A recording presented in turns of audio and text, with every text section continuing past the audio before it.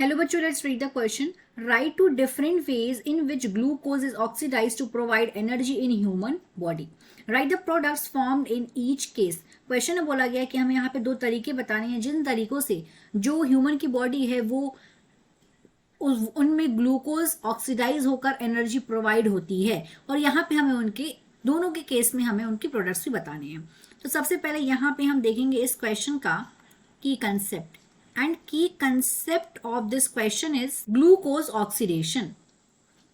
Glucose oxidation.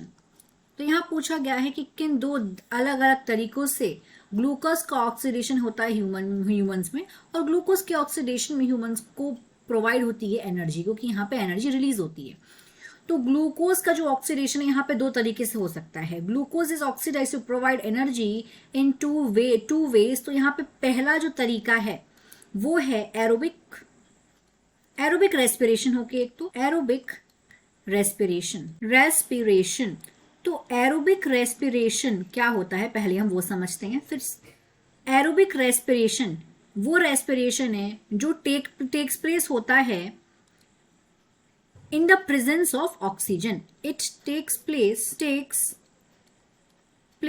in the presence, किसकी उपस्थिति में? in the presence of oxygen. ये रेस्पिरेशन जो है यहाँ पे जो ग्लूकोज का ऑक्सीडेशन है वो ऑक्सीजन की प्रेजेंस में होता है.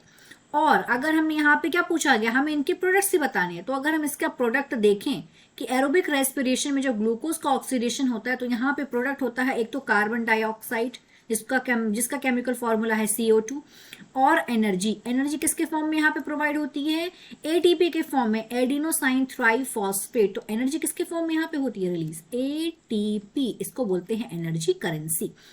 और इसका एक प्रोडक्ट और होता है जिसको बोलते हैं वाटर का भी अगर हम मॉलिक्यूलर फॉर्मूला देखें तो वो होता है H2O. तो ये तो हो गया एरोबिक रेस्पिरेशन का प्रोडक्ट्स. तो यहाँ पे एक प्रोसेस तो एरोबिक रेस्पिरेशन हो गई, और दूसरी जो प्रोसेस होती है वो होती है एनारोबिक रेस्पिरेशन. इस रेस्पिरेशन में ग्लूकोज का जो ऑक्सीडेशन होता है और यहाँ पे भी एनर्जी मिलती है. तो यहाँ पे जो ग्लूकोज का ऑक्सीडेशन है वो कैसे हो रहा है? इट टेक्स प्लेस कैसे? इन द एब्सेंस, मतलब अनुपस्थिति में. किसकी अनुपस्थिति में? In the absence of oxygen. यहां पे जो ग्लूकोज का ऑक्सीडेशन हो रहा है वहां पे ऑक्सीजन प्रेजेंट नहीं है. और अब हम इसके देखेंगे प्रोडक्ट्स क्या होते हैं इसमें. तो अब हम देखेंगे कि यहाँ पे एनारोबिक रेस्पिरेशन में जो ग्लूकोज का ऑक्सीडेशन हो रहा है तो यहाँ पे जो प्रोडक्ट फॉर्म हो रहे हैं, एक तो हो रहा है लैक्टिक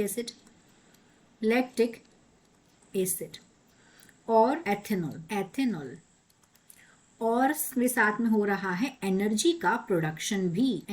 और एनर्जी किसके फॉर्म में हो रही है? ATP, एडिनोसाइन ट्राइफॉस्फेट के फॉर्म में हो रही है. तो यहाँ पे इन दोनों केस में एनर्जी प्रोवाइड हो रही है, और हमने इनके प्रोडक्ट्स भी देखे. That what asking in the question.